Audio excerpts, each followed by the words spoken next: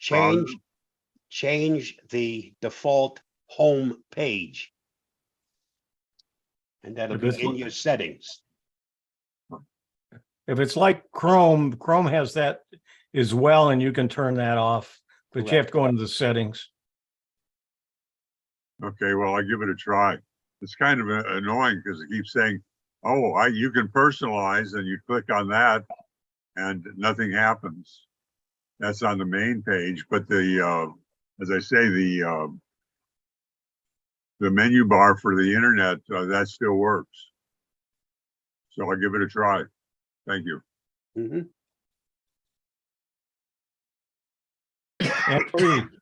Anne-Marie, you have a question. Yes, good morning. Good and morning. The question is to you, Hewie. All right. I listened in yesterday on your Winzig in the morning, and you were talking about the echoes not being safe anymore. The original cylindrical first edition Amazon is not. Amazon I have two of them. I have two of them in this house. Okay. And are they unsafe even if I have a good protection on here? I have an Orbi mesh system with Netgear and with Hawkeye. It's a security issue in the unit, I believe. They'd have to first get through your security to get to the device itself. Yeah. So I'm okay. If your house or your modem is well protected, they can't get past that, then they can't get to anything that's connected to that modem. It should be, and I'm glad I don't have to get rid of them because I love them. I gave mine away to the senior center. We use it there now every day. And they have corporate protection, so I figured that ought to be safe enough. The only thing we do is listen to music, which is kind of nice to have. Well, for $31, I got the latest edition Dot, and I love it. It sounds actually has a better sound to it. Yes, it does. I'm not so sure that my Dots have the same good sound. Hewie. I got they have different models of Dots. The one I got Right. was it was the one with the clock in it, and it's got an excellent sound. Okay, maybe I'll try one of those. I have Dots, but of course they are first and second generation also. So, but yeah, that kind of takes care of my music system nowadays, and I really like it. All right, well, thank you.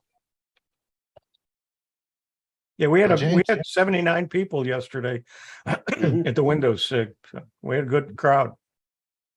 You cover so much, it's unbelievable. And your Windows SIG. Okay. Bill, just a question about people that have both Amazon and Google. Do you all have any conflicts using the two together, or does anybody do that? I don't have any problems with them. They answer to different things. I changed the name of one of my Dots to the ECHO word as opposed to Miss A, and so I can talk to one or talk to the other one because they're very close. A lot of times I forget which one I'm talking to, and it's the one in the other room, and she hears me anyway. Do you have your home automation devices divided between the two? Or do They work on both of them. So they I cross over. I can tell one to turn on the bedroom light, and I tell the other one to turn it off. Yep. Okay.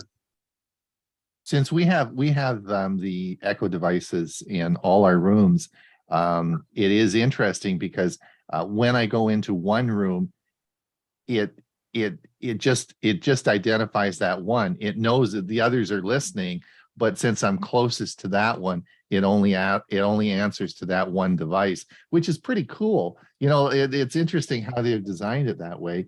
But I only get one. It only responds to the one in the room that I'm in, or the closest one, most of the time. Yeah. Here it's I pretty have one of open. those little. I have one of those little Amazon Flexes, which I've been wanting to set up, but then I didn't want to have any conflicts with the Google device. Shouldn't be any conflicts. In fact, I've got the flexes. I put those in because I don't use them that much. So they're in the garage and they're in areas that I don't sort of normally go, but there's flexes in all those. Because the reason I did it that way is because if you say the word broadcast and then say, okay, broadcast, and you say, I need help, I've fallen, then it goes to all the devices, right? It goes to the whole house hears it. So that's a big feature. Did you say the word broadcast? You say Miss A broadcast and then do it? Yeah. Is that how you do it? Yeah, Miss A and broadcast, and then it goes out to all the devices. And Gail had some problems with her back about a year ago and was really sick. And I was down taking out the garbage and, it was screwing around in the garage. And of course I couldn't hear her because she's upstairs. I couldn't hear the other devices. So that's when I went and I bought a bunch of flexes. They were on sale for $15 and I just plugged them in around the house in the areas that I don't have echoes. And it was great. It works fine. The only thing that I don't know, Bob, do you? Whoever has a flex, I don't find the microphones on the flexes very good. I can hear things okay, but when I go to talk into the flex, it just doesn't work very well, and it's the microphones don't seem to work. But I can hear things okay. Does anyone have any comments on that? Well, they're pretty small actually for those people that don't know what we're talking about. Yeah. Amazon makes a little wall plug that's about the size of a night light that goes into your wall, right? And it acts as a Amazon device. An Amazon device, yes. Yeah. It has a lot of the functionality. You can ask it questions and it will respond, which is fine. But when I try to, send a message out from it and talk into it, the microphone, the volume's wrong. It just, you have to come up to it and sort of shout in it. It just doesn't work very well like the other ones. And I don't know if I'm doing something wrong. I can't find any way to turn the volume up on the microphone on them. I don't know. Has anyone else had any? Ray, you got any comments on that or?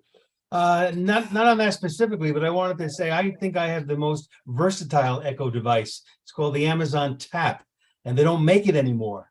But what's so unique about the Tap is you can either have it plugged in like a normal Echo device, or the way I use it almost all the time is on a battery. There's a built-in battery. Oh, that's right. Yeah. I forgot about that one. USB. I can carry that around anywhere in my house or outside as long as I'm within Wi-Fi distance. So, and I have no idea why they stopped making that. That was their best device for versatility. But Ron, you bring out a really excellent point, which I have tried to tell my club members about. Getting the benefits of having one of those devices in your home is for emergencies like you described. Mm-hmm. And you should remember that the only command you need to know is broadcast, right? Because it will go to everything. It goes out to all of them no matter what. And that's really helpful. On whole house music, you can do that also. It will broadcast to all the devices. Yeah, I guess you're right, eh? I guess so if you say broadcast music, Bob, does it go out to all of the devices? That's correct. Your whole house will blow up with music. Yep. Didn't know that. Cool. Interesting. I don't think you have that capability on the Googles. You have to pair the devices together to make it work. Right. I was telling the staff this morning. I said I'm feeling a bit down this morning. I got my new Ring doorbell. I have a Ring doorbell, and it's the wired one. And it went. I had it for 3 years, and it died, as a lot of electronic devices do. But it died. So I was waiting for it to go on sale, and because it was $224 Canadian to replace it. And finally, after a week and no doorbell, I ordered it on Thursday, and it arrived yesterday, Sunday, and I installed it. I noticed this morning on Amazon, it's on sale for $175. So my question, I guess I'm going to phone Amazon and plead with them and say, look, I don't want to send it back and order another one and do that. That's not good for the environment, flying these things around. So I'm not sure what I'm going to do yet. So Well, they don't have a lot of option. I've tried to do something similar, and the response I got was just forget about it. Oh, is that right? Yeah. In fact, some of the items, they weren't very expensive, but they weren't working. And they didn't want them back. They said, just throw it away. Yeah, though they sometimes do that, but this is a little bit different. I mean, I ordered it one day and then the next day there's a sale price that's for $50 less, right? So I mean, it is a significant amount of money, and they could easily just say, oh, will price match? It's because it's Amazon selling it, right? So I don't know. I'm gonna phone them. I'll let you know next week and tell you how I made You out. may have to ask for a supervisor, but you can get it resolved. Can you? Yeah. I'll plead my case. Every time I've tried to do that, they've said, just send it back, there's no problem. Yeah, I know. but then, it's, they got to fly it out and, it's all that blah, blah, blah. It goes on and on. So. And you have to uninstall it and send it back and then reinstall it. It's a pain. Right. Steve, go ahead. Did you get a chance to watch that Phantom of the Open yet? No, we're watching a series now. I said to Gail, that's we've got it on our must watch list, and that is coming up. It's coming up quickly. So we will, we know about it and we're going to watch it for sure. I'll let you know how it turns out. Yeah, that was pretty good. Yeah. Bill, go ahead. Yes, this morning I was trying to hook up my Chromebook, and I had updated it last night, and it goes to join meeting and stops there. Is anybody else having trouble with Chromebook this morning? I haven't had mine on. I used mine this morning, but I didn't go into a Zoom meeting. I don't know. What did you go to 104? Is that the OS 104? That's probably what the update was. Let me look. I think that's probably the update you got. I updated mine yesterday. I don't think there's another update since 104, although there might be. I didn't check this morning. It says version 104.05112.83. Yeah, I'm not sure what the version is, but you probably got the 104 update. I haven't seen. I don't know. I don't think there. You might want to check and just check the Zoom app and make sure there's no update to it. Okay. Check the Zoom app and just make sure there's no update to it. All right. Thanks. Murray, go ahead. You're muted. I was going to ask for some advice about recovery software.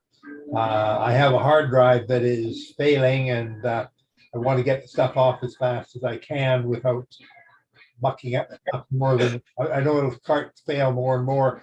Somebody's recommended DD Rescue. That's I don't know if it's available for. I can use it on Linux. That's where I would use it anyway.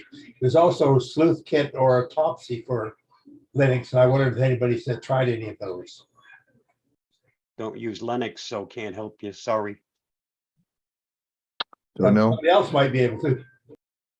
There's a Linux group that APCUG has. They do a lot of, you know about that, Murray, eh? Yeah, the one that Orr Beach is involved in, and isn't aren't you too? Is Bill James? No, you need to talk to Don Kennedy. Yeah. He would probably be the one, or Beach, they would know the answer to that question. I'll send it to them too. We have a Linux group here in Victoria that I've sent it to. That's the other thing you could do is to check out Steve Gibson's site. He was the guy that originally developed SpinRite, which was one of the best recovery programs. I don't know if he's updated or anything, but that'd be a good place to start. So what name is that? SpinRite, SPINRITE.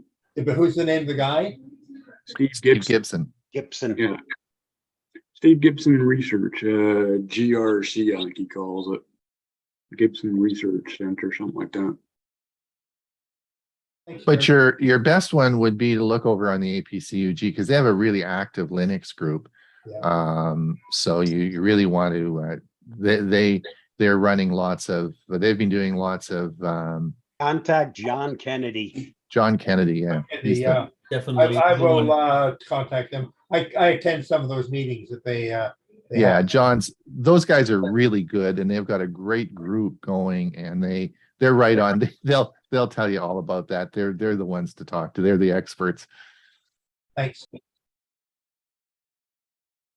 Well, if you are new here, please say hello. We're just the usual gang talking and yakking away here. The meeting will start at 8 or 9. Well, it's top of the hour. Top of the hour. I don't want to say the date, but it'll start in about 7 minutes. So if you have any questions or any comments, I did change the banners, the bannering and logo of Tech for Senior. So if you're watching it on mobile or looking at it, you will notice our the new branding. If you have any comments, questions, as I said, I always like praise. You can send the negative parts to Hewie.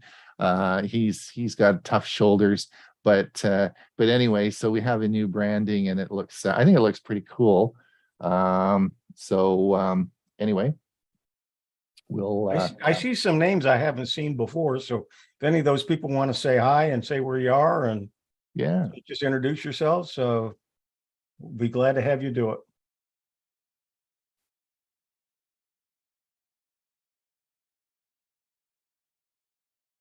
Detlef, where are you? Are you still in Germany or are you over in the United States now, or where the heck are you? No, still in Berlin. Still in Berlin, eh? I'm leaving for Denver in about 5 weeks. Is it pretty hot there? Is it hot? Yeah. Are you getting the big heat Yeah, wave? I just looked at it. It's above 90 degrees. It's 91, Oh, really? which for Berlin is Pretty way hot. Yeah. Really yeah. hot. Yep.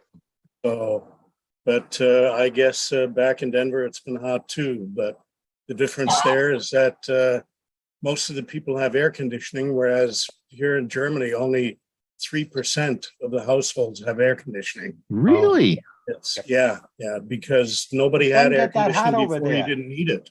Right. Ah, Our big problem there was the cold and the snow. Yeah, It wasn't the heat. yeah. No, I mean, I grew up here, so I remember as a kid being out in the winter on sleds and riding down the mountains, which turned out as an adult not to be mountains, on sleighs. And the last couple of years, I think we've had a total of, maybe about 2 inches of snow in Berlin. So all those people that say that climate change isn't happening need to come here. They'll see it in front of their eyes. indeed. So are in fact, is it possible, because a lot of those buildings are older buildings, is it possible to put air conditioning in them? I think it is. The the air conditioners that you have that go in the windows Mhm. back in the States, those don't seem to fit here because the windows are different. Mhm. I've got right. So you have to use those split systems. Now the portable Yeah, I ones, know what they call Yeah. usually Like have I've got a window right in front of me, and depending on how I turn the handle, I can either tip it down from the top or I can open it from the middle. So, and they're double paned. But the windows are just built in differently, and a lot of people have those kind of windows. Whereas in the States, you've got the ones that slide up. Put a little box in there, slide the top window down, holds the air conditioner in, simple. Mhm. So it's not as simple here. But when I first started coming back to visit about 10 years ago, I complained about the fact that there wasn't air conditioning in the stores. And the people told me, well, you can't expect air conditioning in the stores. I mean, it's just warmer in the summer. Are you crazy? I said, well, no, I expect them to heat it in the winter, so I expect them to cool it in the summer. Well, by now, over the last 10 years, all of the stores have air conditioning. Ah, interesting. But So- you get the portable air conditioners, usually they have fittings that you can kind of work fit them in. That's what I did for our unit here because the Yeah. new air conditioners wouldn't work. But the portable ones with the kits that sort of fill in the spaces might work. Now, the windows don't open the same way. They're not up and down. They Yeah. fold in or out. No, mine Or- aren't up and down either here. That's why I got the portable one. I've got a portable one sitting right next to me. You put in water and you put in a cooling element, and A it swamp helps a cooler. bit. Yeah. A swamp cooler. That's what A we swamp use here cooler. in New Mexico. Yep. Yep. A big Yeah, and it fan worked really with- well in Colorado Yep. too. But I'm It looking worked well right where now. there's the low humidity. Yeah. Have low humidity. The humidity here is 64%. Yeah, that's So Bob, you think it's working well? No. No, it's not. It works No. well when it's 20 or lower. Yeah. Like normal in Colorado and New Mexico, Well, Dietrich, when you get to Denver, my daughter's up there and it's been over 100 degrees. It's been just about the same as what we've had in Oklahoma here lately. Well, thanks for everyone's comments. We're starting the show in about 1 minute. I'm going to be muting everybody and then we'll get going. We have a big show for you today. And so I hope you enjoy it. Sit back, relax, save your questions for the end. We'll have a Q&A, of course, and we'll be getting going in just a second.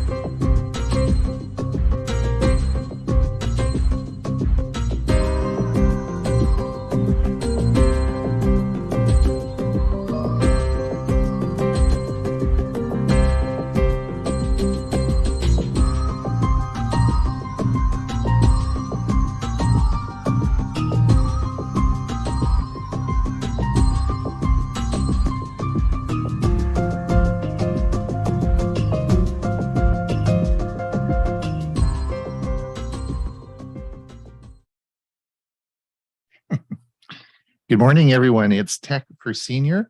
It's August the 15th. It is, we are in episode 125. Today, we have a busy show for you today. We're going to be talking about, we'll start with the security news. Then we are going to talk about image background remover, home entertainment, immersive reader, adjusting your audio in Chrome, and we'll have music outro with Ray. If you are watching this on a YouTube replay, welcome and thanks for being there. If you are watching this as one of the YouTube shorts, just click the description and you'll find the link to the show. Today on the premiere today at 1:30 on our premiere show or our premiere video, we have 3 selections. Dewey is going to talk about smartwatches. Lots in the news lately about smartwatches.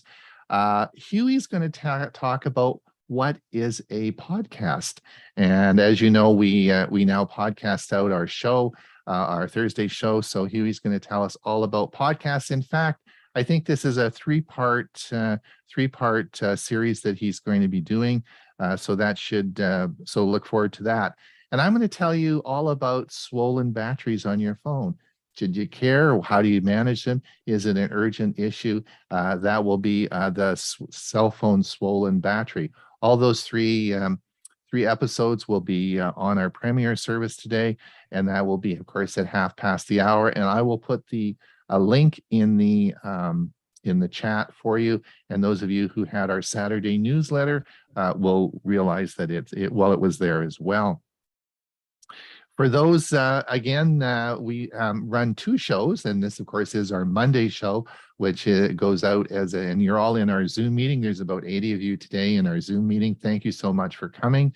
We also have a Thursday show, a very popular Thursday show. And this week on Thursday, Bill James is going to join us and talk about, of course, is going to talk about gadgets. But we're also going to talk about, are your television devices, your smart TVs safe? Or are they secure?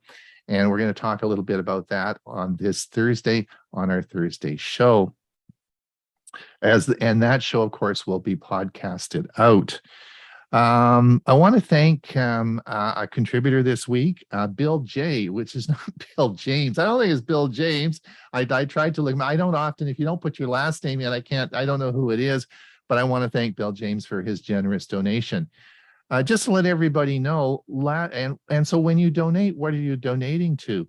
Well, folks, last month, 17,000 people viewed our videos that we put out. 17,000.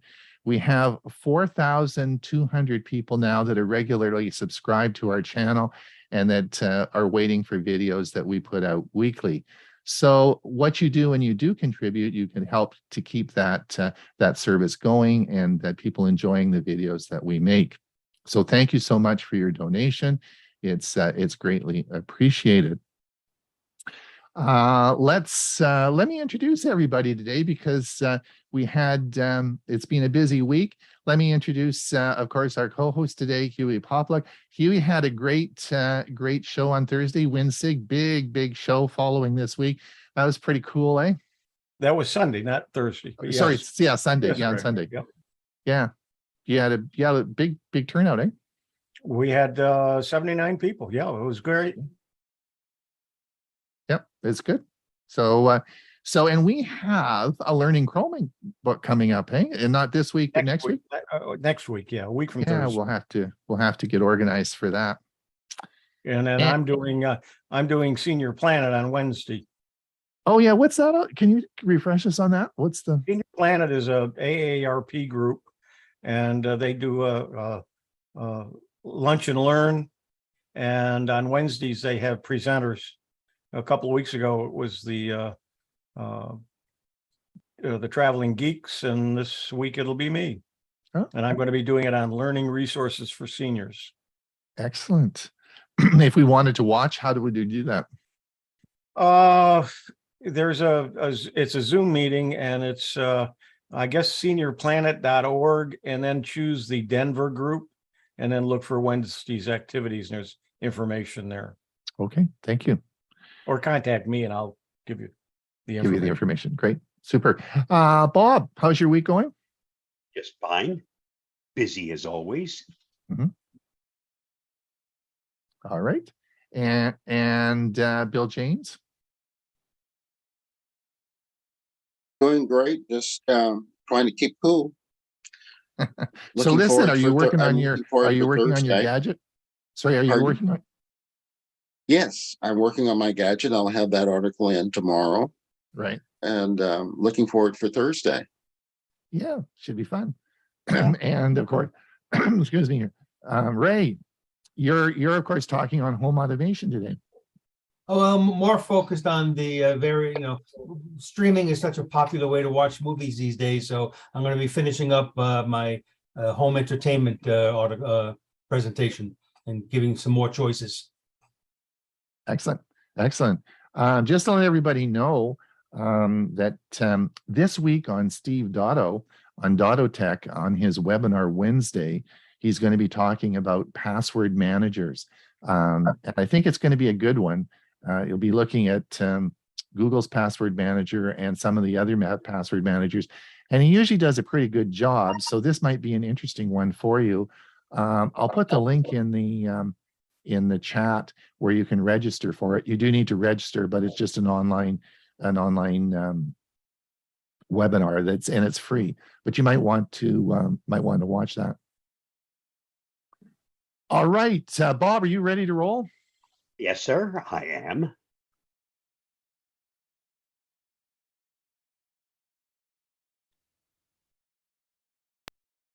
Here is the Avast Security News Roundup for the week ending August 12th, 2022.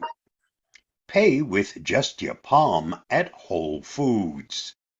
Amazon is rolling out its Amazon One Payment service to 65 Whole Food stores in California. The service uses high-tech checkout devices that allow customers to pay simply by scanning their palms. Customers sign up for Amazon One by registering their palm print with a connected credit card and phone number at special kiosks in participating stores. Once registered, customers can pay for their groceries by hovering their bare hand above the checkout device. The Amazon One rollout is part of the company's campaign to make it easier and faster for customers to pay, such as with Amazon's Just Walk Out tech. For more on this story, see The Verge. Tech support scams are everywhere. Technical support scams continue to fool users into thinking they've connected with a well-intentioned cybersecurity expert that will fix their system when in reality they are paying a scammer to poke around in their files and possibly inject malware. Usually the scam begins with a pop-up window falsely informing the user there is a problem and providing a phone number for support. If the user calls the number, the scammer answers and uses social engineering to persuade the user to grant remote access to their computer. The user then watches as the scammer runs various commands and proclaims the computer fixed. The scammer then leads the user to a payment page where the usual fee is about $300. In worst-case scenarios, the scammers also download malware into the user's systems. To learn more, see Tech Republic. WhatsApp adds more privacy features. This week, WhatsApp announced it will soon be adding 2 new privacy features: the ability to leave a group chat without the entire chat being notified, and the ability to control one's online status. When a user opts out of a WhatsApp group chat currently, everybody in the group gets the notification. But with the new change, only the admin of the group will get the message about the user's departure. The other change addresses the privacy problem of all family and friends being alerted when a user engages with the app. The new feature will allow users to select who can and cannot see when they are online. Go to ZDNet for more on these features. Emergency alert system flaws could allow fake national bulletins. The U.S. Department of Homeland Security has warned of critical security vulnerabilities in the devices used by state authorities to send out national alerts. To prevent malicious actors from compromising the system, the department did not share details, but it did report that there are multiple flaws in the emergency alert system encoder-decoder devices. If left unpatched, malicious actors could issue fraudulent emergency alerts on national TV, radio, and cable networks. The issue is expected to be publicized and discussed at this month's DEF CON conference in Las Vegas. For more, see the Hacker News. Tesla collects big data from all drivers.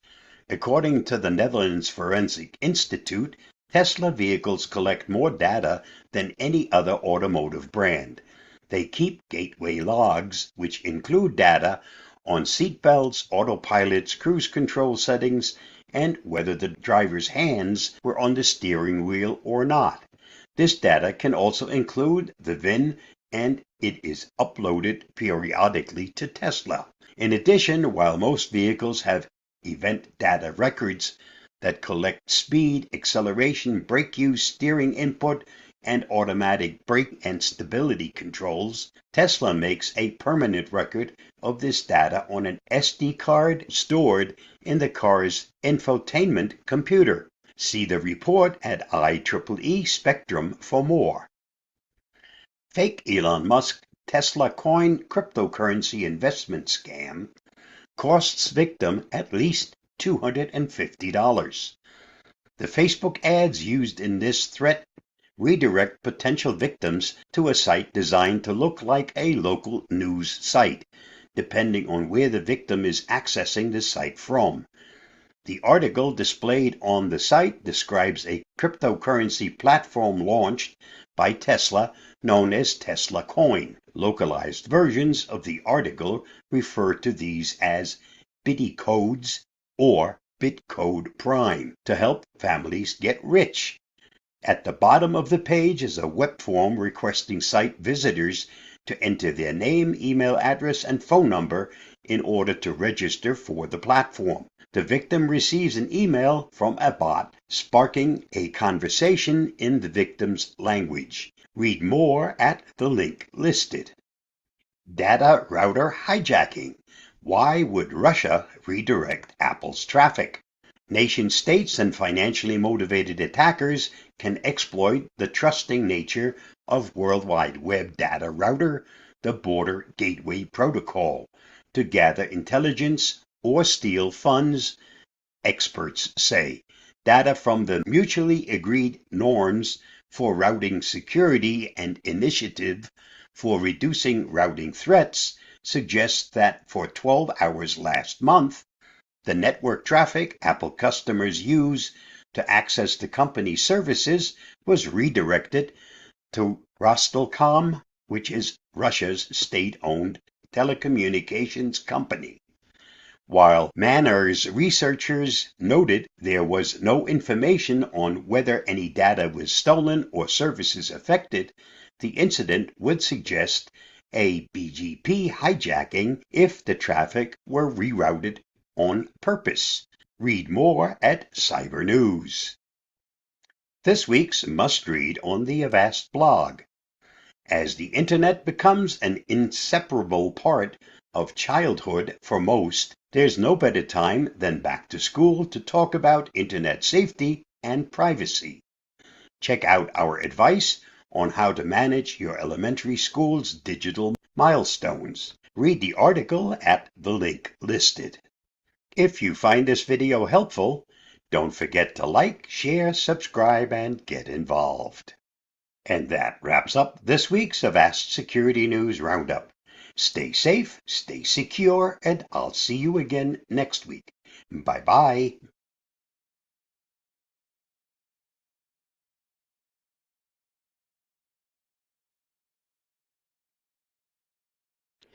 If you need to remove the background from any image, the fastest way I know of doing it is through a website called Depix.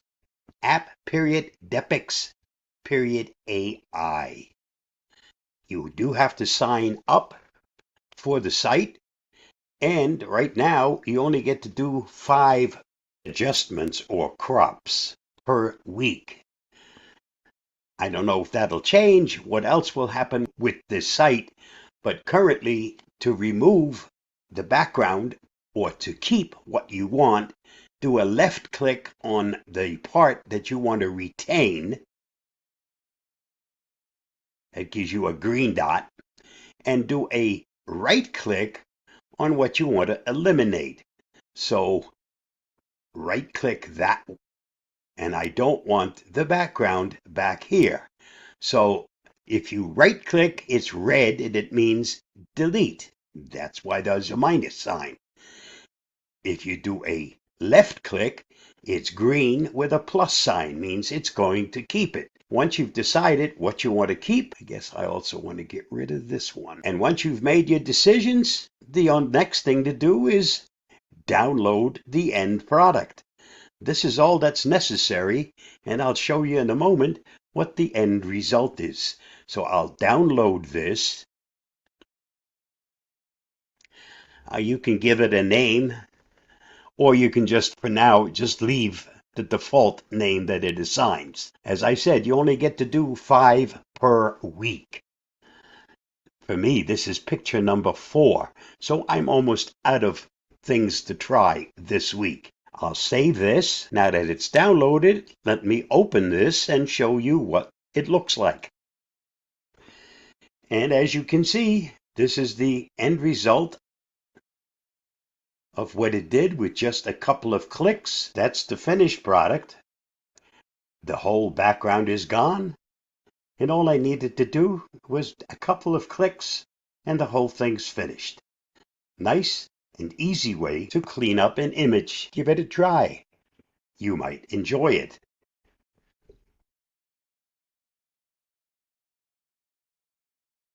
Thanks, Bob. That's good news for us. Thanks a lot. Yep, a lot more to that program than I just showed. So yeah, it's probably really make another as soon as I get some more pictures that I can make. So by next week, I should be able to do the other part. Bob, if you wanted to pay for the program, do you know how much it is? I have no clue. Right now it's in beta and it's free. Okay. Interesting. All right, Ray, are you going to tell us all about home theater? I'm going to tell you a little bit about home theater. Okay. I don't think we have enough time for me to tell you all about it. So I need to let you need to let me. Oh, did I not make you co-host? I'll make you co-host. Sorry about that. There we go. All right. There we go. Fixed. Thank you.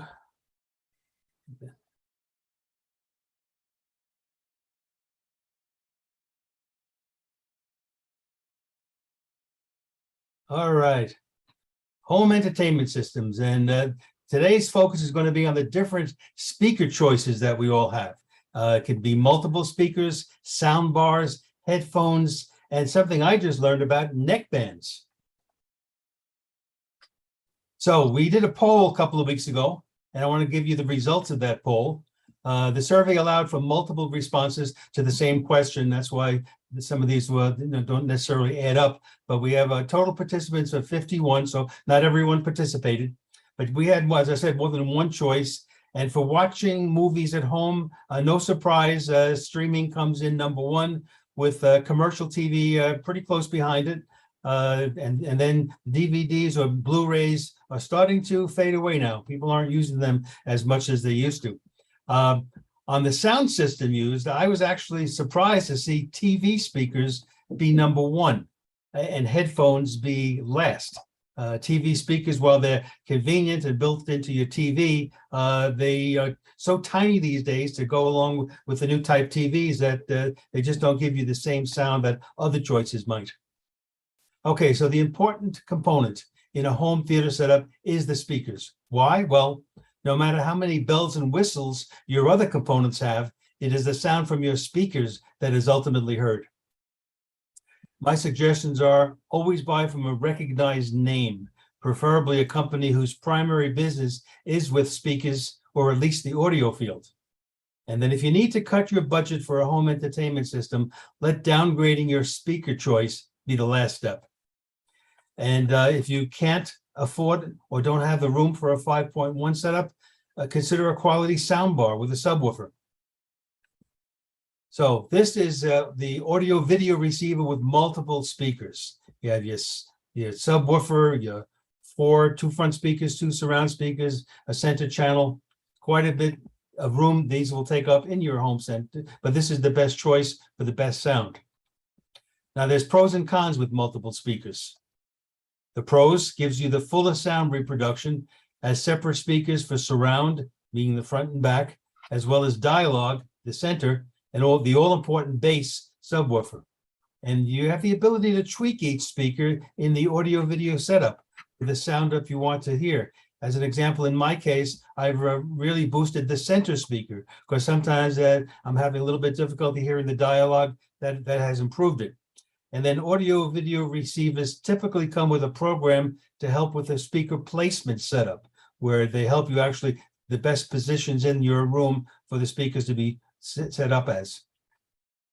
What are the cons? Well, it's the most expensive, and a small room may not be able to accommodate multiple speakers.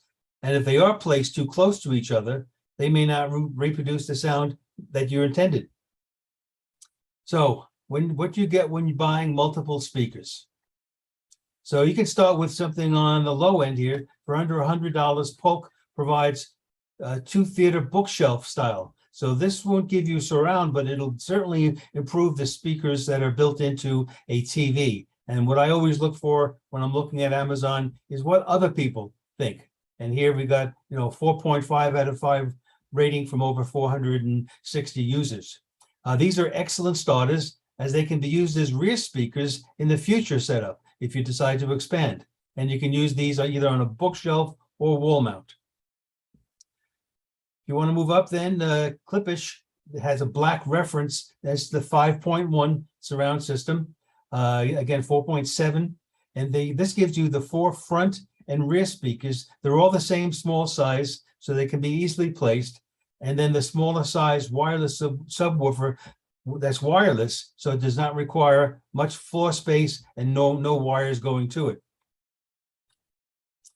And you really want to spend some money. This is a system I had, in fact, a company I had never heard of before. It's called for $875, Fluence Elite High Definition. They give you 2 floor standing speakers, 2 rear, a center, and a 10-inch powered subwoofer. Now, Fluence is a relatively new Canadian company, but I've read the reviews and they're all very, very positive, and certainly by people who understand better than I ever will what goes into making high quality speakers. So you can see the range of prices there. It really depends how much you want to spend for this kind of setup. Then we come to sound bars, and these have become very, very popular.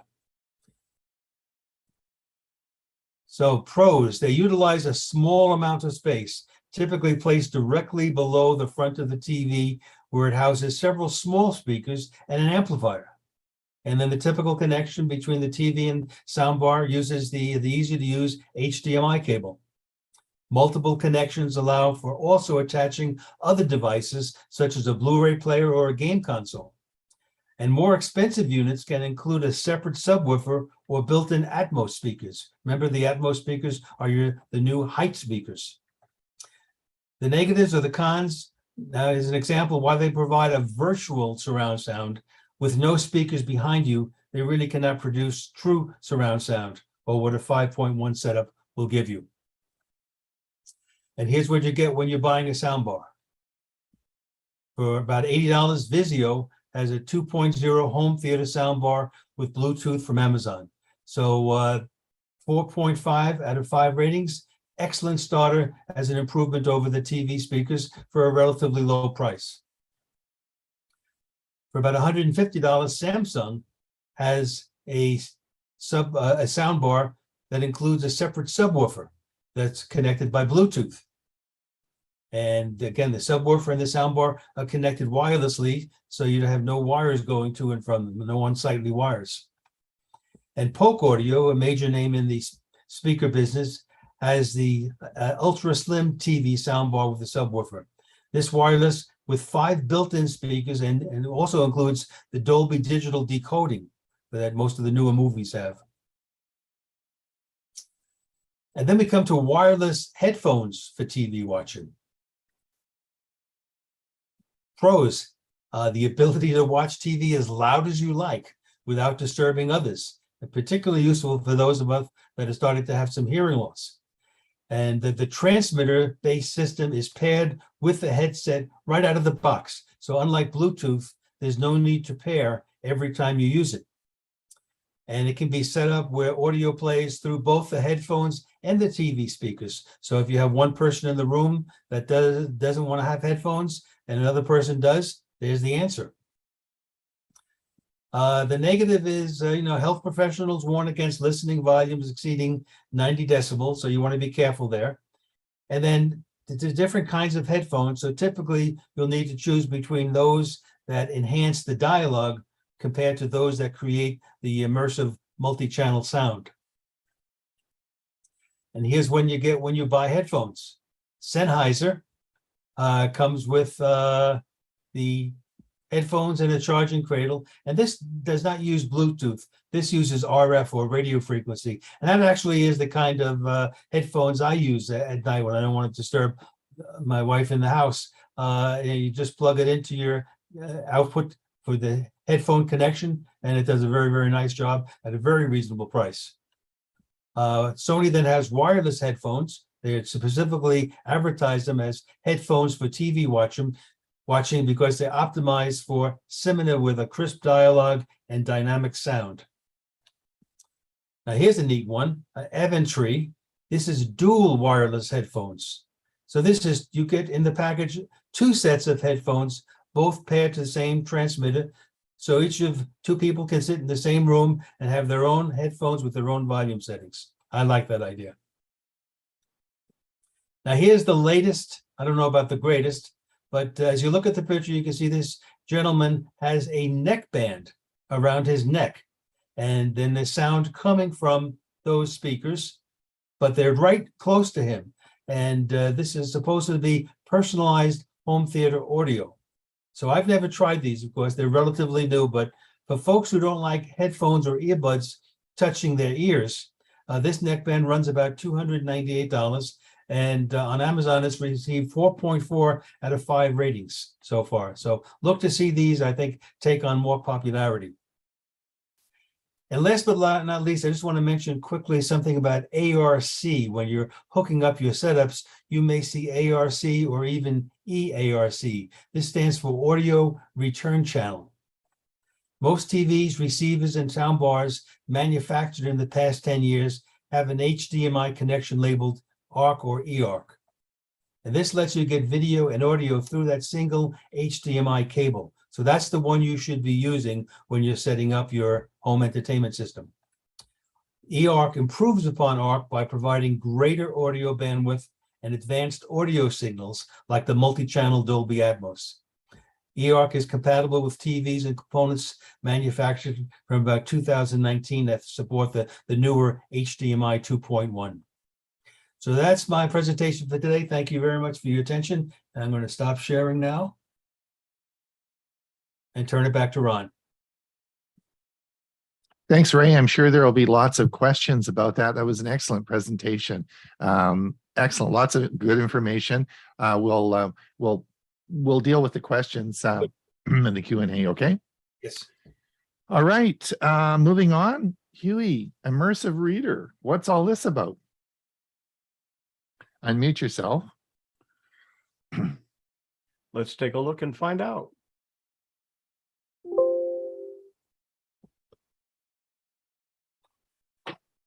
What is an immersive reader using Microsoft Edge plus print-friendly in Chrome? I'm Hewie Poplock. The immersive reader is part of Edge. To open Edge, we click the icon and we want to go to a website with an article. Let's just pick this one. You would see this article on a web page. There are featured articles and some other information on the screen, but we're only interested in the article. And what we want to do is open up the immersive reader, which is part of Microsoft Edge. And we do that by coming up to the address bar, and we have a small icon here. We can either click this or just click the F9 key, and it will open up the immersive reader with that article. All we see is any of the article and any graphics that are included in the article. Now, there are several things that we can do in the immersive reader. We can read aloud, we can look at text preferences, we can adjust the grammar tools and reading preferences. We're going to look at each one of those. To read aloud, you just click Read Aloud. How to test a microphone on Windows 11. How to. By Ben Stockton. Last updated on May 9th, 2022. Now I stopped it. You could continue on. When you're listening, are you having trouble with your mic on Windows 11? You can click this icon right here users are more and go to the next paragraph. These apps are only as good as the hardware you're using. However, you may need to adjust. Now there are several voices that you can use to listen to the read aloud. We're using Microsoft Area Online Natural, and it's English, but you'll see, and that's United States. You can have English Canada, you can have English South Africa, and you can have many, many other languages as well. But it doesn't translate, it's only doing it in that accent. Now we can also change the speed. You can make it faster, you can make it slower. So if it's reading too slow for you and you want to just speed it up and listen to it, you can, or if you want to listen very carefully, one word at a time, you can slow it down just by using the slide bar. And as an example, we'll continue here. Adjust your microphone settings for your environment and get it ready to speak with friends, family, and colleagues. Most of us seniors, that would be difficult to understand, so we would want it on normal and maybe even slower. To shut off the read aloud options, you just click the little X here, and it gives you back that menu. Under text preferences, we have several choices here. One, you can make it much larger or smaller. Let's do smaller first because we're going to not use that. But if we wanted to go to larger, you can go to very large and really see the information. Let's keep it just above medium so it's large enough for you to see on the screen. Now you can change the spacing as well. So let's take where there's a couple of paragraphs here where you can see it a little bit easier. And we'll click text spacing and it'll give you more spacing between the words. You can also change the font. There's only 3 choices, but you can change it to Calibri, Sitka, or Comic Sans. You can also vary the width of the column. This is what it's at now. We can make it wider, and we can make it the widest. And you can have themes, so you can have it look different. Right now it's on this one. If we look at more themes, we can come down and we can have it various colors for whatever reason that we might want to have that. So those are the text preferences that you can have. Next are the grammar tools. Let's take a look. We can divide the words into syllables with a little dot between the syllables. We can also highlight different parts of speech using different colors. And you can change those colors, by the way. But right now it's purple for nouns. So if we click on nouns, you will see all of the nouns, and we have the show labels. If you don't want to show the labels, you can turn that off. The nouns still will have a purple color to them. If you want to add the verbs to them, which is a red, you will see that. And again, if you want to show the labels, you will see both the N and the V for the different parts of speech. You can also add adjectives and adverbs. The immersive reader reading preferences gives you some line focus, for instance. If you turn that on, you will see one line at a time. You can change that to 3 lines. Let's move that down so you can see what we're talking about, or 5 lines. There's also something called a picture dictionary. If it's turned on, and in this case it is, you can come down and look at different words, and when you do, you'll see like a magic wand. When you click that wand, it'll show you a meaning of the word in picture form. So as we come down to something else, like mic, it'll show you a picture of a mic. A radio, you'll see a picture of a radio. You can translate, but let's take Spanish, for instance. There is a button here that will say translate entire page. It does it that quickly. Of course, the graphics won't change. The article is now in Spanish, where we just turn the translate off. If you're in the immersive reader and you wish to print the article in this format, you come up to the 3-dot menu and come down to print. It will open the print dialog box. You'll see what the article will look like if you print it to your local printer. All I would have to do is come down here and click print, and it will print it out. What if I want to save it as a PDF? If you click this box and choose your printer, you will also see that Microsoft has a print to PDF. When I click on that, instead of printing to the printer, it's going to print to a file with a PDF extension. It'll be able to be read by a PDF reader. You'll see here it says Microsoft Print to PDF. When I click print, it doesn't print. It opens up a dialog box in order for me to save to a folder. Right now, we're going to save it to the desktop. We're going to call it Immersive Reader, and we'll save it. Now, when we go to our desktop, we will see that we have an Immersive Reader file, and when we double click it, it opens in our default PDF reader. You can now open it, print it, do whatever else you would do with a PDF file. This is the same web page on my Chrome browser. It doesn't have the Immersive Reader. Ron told me about an extension called Immersive Reader that I could add to Chrome, and when I did, it didn't work.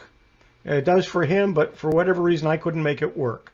So I'm not showing you that. But what I do use in Chrome is something called Print Friendly and PDF. And you'll see that I am pointing to it. I have it as an extension. I've added it to my Chrome browser. When I click it, it shows me the same article with all of the extras removed, very similar to the Immersive Reader, but there's fewer things that you can do with it. But you can print directly from it. You can save it as a PDF and it will download, and you can email it to somebody. You can change the size of the font, but let's move this up a little bit. But when you do, you only have the choice of, you can make it smaller or you can make it up to 130%, and that's it. You can't make it any larger than that. And you can make any picture smaller. So if you wanted to make that picture smaller, you could. Pretty much what you can do with Print Friendly, but the ability to print directly from it or make a PDF from it, Immersive Reader in Edge, you have to go out and go to your print or PDF programs. What is an Immersive Reader? I'm Hewie Poplock. What I didn't mention in that video is Print Friendly is also available for Microsoft Edge as an extension. Oh, really? Oh, that's interesting. Thanks, Hewie. That was really excellent. I have some questions for you, but of course we'll wait. We'll wait till the Q&A. All right, I've got something for everyone today. Let's see what I'm going to talk about the browser as well. Let's see what we can do today. You're working away, you have multiple tabs open, and suddenly the music starts. You have no idea which tab the music's coming from. Let me show you how easy it is today in a Chrome browser to figure that out and stop it. It's Ron Brown with Tech for Senior, where we make videos to help seniors understand technology. Now, you remember the like and subscribe thing? If you'd like to learn about future videos we make, please click the subscribe and notification, and we'll send you a note when we make a new video. Now let's find out which tab is creating that annoying music you want to stop. Dual reader. That means I can provides click on it peace of and mind, then post it with my name. for valuable And or sensitive. Hell, this is driving me crazy. There's too many people talking. There's too many tabs open. Everyone's got something going on here. I gotta stop this. What tabs do I close? This is driving me nuts. To tell you that search protection is about. Well, that was a terrible situation to be in. Have you ever had the situation where you've had multiple tabs open on the top of your Chrome browser, and all of a sudden something starts playing? Now that could have been music, but we were using it as different YouTube videos. But all of a sudden something starts playing. You may have 2 or 3 channels playing all at once. And because you have so many tabs open, let's look at the top here as I take you up on the top here. You'll see that how many tabs. I have Google News. I have a bunch of news websites open. There's a video here, more sites open, and a video here. And if we look off to the right, there'll be more tabs open. So all of a sudden something starts playing and you have no idea what to do. You're just, oh my gosh, where do I stop? How do I figure all this out? Well, what I want to do is I want to show you a little trick. Something, this has actually been around for about a year. I want you to come over on the on the top here. And what I want you to notice is if we come way over to the right, you're going to see this little control for music, video, and more. Now you will all have this in your Chrome browser, but if you go and look now, you won't see it because it only shows up if you have tabs open that play audio, right? That could be music, could be anything that contains audio. And once you have one of those tabs open, this will be apparent. And when you click this, now you're going to see all the tabs that will be there that will be able to play music. So for example, on this particular tab that I have open, if I wanted to start playing it,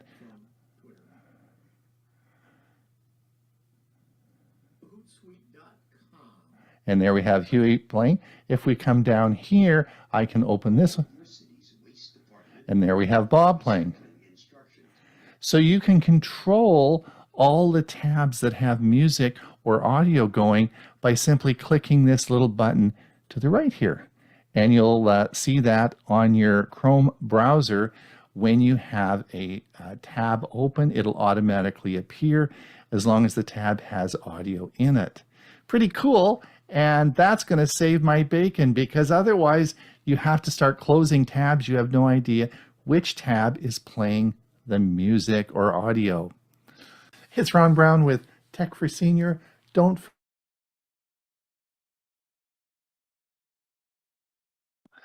All right, so Bob, are you ready to roll? Unmute yourself. Yes, I am.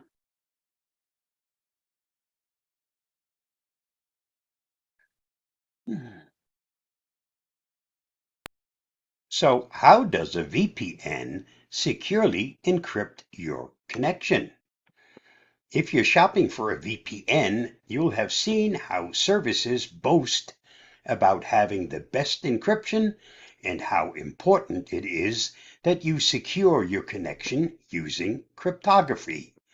But how do VPNs encrypt your connection, and are there different types of encryptions to choose from?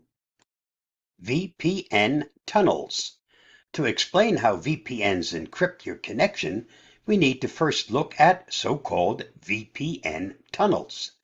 Normally, when you visit a site, you connect to a server operated by your internet service provider, which redirects you to the site you want to visit. When you use a VPN, you're rerouting your connection. Instead of going from the internet service provider's server to the site, you first go through a server operated by your VPN provider. This gives you a new IP address, which comes in handy for a number of reasons. But the VPN also performs another neat trick. It encrypts the connection from your ISP to the VPN server in what's called a tunnel. A VPN tunnel is an encrypted connection that prevents anybody else, including your ISP and the site you're visiting, from tracking you. The ISP won't be able to see the websites you're visiting, and the websites you're visiting won't be able to see your real IP address. Tunnel is a great name for it, as it works like it would if you were driving down the road. While in the open, anybody can see what you're doing and where you're going. But once you enter a tunnel, your whereabouts are anybody's guess. Of course, VPN tunnels aren't made with bricks and mortar. Instead, they're created by so-called VPN protocols, which we'll look at next. To establish a VPN tunnel, you need to use a VPN protocol, which is a piece of software that determines how a VPN talks to other machines on the network. A protocol can do a lot of different things, but most importantly, it contains information about what encryption is used and how traffic is routed through the server. As such, VPN protocols are very important, as they can determine the speed and security of your connection. There are a lot of different VPN protocols to choose from, but The best all-around one is called OpenVPN. It generally offers decent speeds while staying secure, which is of course the main reason why many people get a VPN. VPN protocols generally will give you the option of what type of encryption will be used in your tunnel, which is what we'll look at next. Encryption. VPNs keep your connection secure through encryption, which is a way to make messages unreadable by scrambling them to nonsense. To unscramble them, you need a key, a piece of code that serves as the lock for the scramble. This key, usually a mathematical formula called an algorithm, is also known as a cipher. How it works with VPNs is that your connection is encrypted when you connect to the internet, the start of the tunnel, so to speak. Once it arrives at the other end, at the VPN's server, it gets decrypted and sent along to the site you're visiting. The result is that the site sees the VPN's server IP address, and your ISP sees a stream of scrambled information. There are different types of encryption.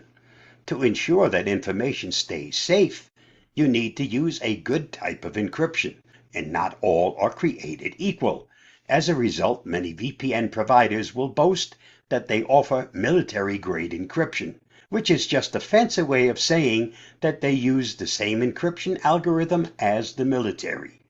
The most used encryption is the Advanced Encryption Standard, or AES for short, which comes in several variants.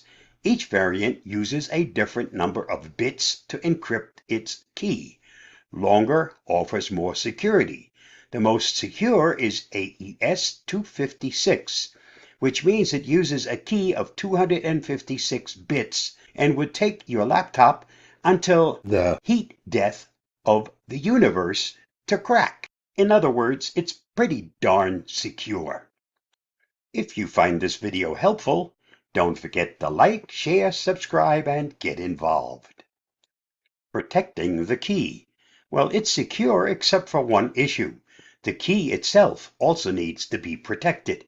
To do so, it's usually secured using TLS, or Transport Layer Security. This technology is common across the internet and used in all kinds of technology, from cloud storage to HTTPS, a protocol you're using right now to read this web page. We know it's all very involved, but the upshot is that no intruder can crack the ciphers of a VPN tunnel.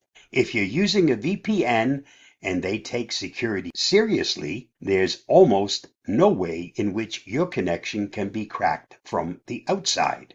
I personally use and can highly recommend Avast's Secure Line. Just follow that link to reach the product. My thanks to Fergus O'Sullivan from How to Geek for his very informative article on this topic. You'll find the entire topic at the link listed. Stay safe, stay secure, and I'll see you again soon. Bye-bye. Well, thank you, Bob. That was great. I'm sure there'll be lots of questions about that. We'll deal with those in the Q&A. Ray, just before we get going with you, I want to thank everyone for coming on our YouTube feed. Thank you so much. Don't forget, the premiere video will be played at 1:30. I've put the link in the chat for you. And certainly don't forget, on Thursday, we have our show on Thursday.